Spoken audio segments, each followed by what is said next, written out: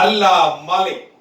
எனது குழந்தையே, இன்னும் நீ எத்தனை நாள் இழந்து போன விஷயங்களையும் உறவுகளையும் நினைத்து வருத்தப்பட போகிறாய்? அவர்கள் உன் அன்பை சிறிதும் உணராத மனம் படைத்தவர்கள் என்று நீ அறிவாய் அல்லவா? அதை உணர்ந்து தெரிந்த பிறகும் அவர்களுக்காக இன்னும் உன் நிமிடங்களை செலவழித்து உன் வாழ்க்கையின் சந்தோஷத்தையும் நிம்மதியையும் இழக்காதே. உன் மனம் ரணத்தால் கொதித்து போய் இருக்கிறது. ஆதங்கத்திலும் வலியிலும் நீ இருக்கிறாய்.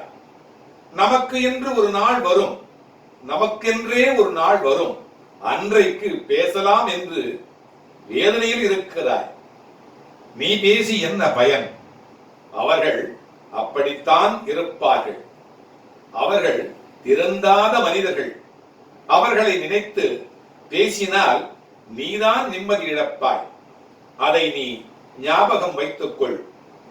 உன்னையும் உன் அன்பையும் கொண்டாடுபவர்கள் இருக்கிறார்கள்.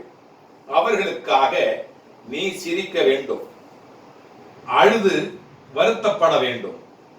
நீ அவர்களுக்காக உதவி செய்ய வேண்டும். ஆனால் உன்னை மதிக்காத இடத்தில் ஒரு நிமிடம் கூட நீ தங்க கூடாது என்பதே என் கருத்து. அமைதியாக அவர்களை விட்டு நகன்று வந்து விடு. அவர்களை பற்றி யோசிக்காதே. உன் கோபம் நியாயமானதுதான், ஆனால் அது வேண்டாம். உனக்கு கோபம் என்பது வேண்டவே வேண்டாம்.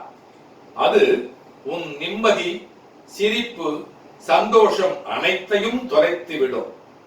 உனக்கு எந்த விதமான குழப்பம் ஏற்படுகின்ற நிலையிலே நீ இருக்க வேண்டாம்.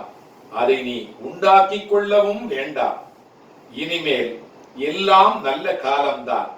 உன்னை நான் உயர்த்தி பிறரை நிமிர்ந்து பார்க்கின்ற வண்ணமாக உன்னையும் உன் வாழ்க்கையையும் உனது குடும்பத்தையும் வாழ வைப்பேன். உன்னுடைய வழியிலும் வாழ்விலும் இந்த வழித்துணை சாயப்பா வந்து கொண்டே இருப்பேன், வந்து கொண்டே இருப்பேன். அல்லாஹ் மாலிக்.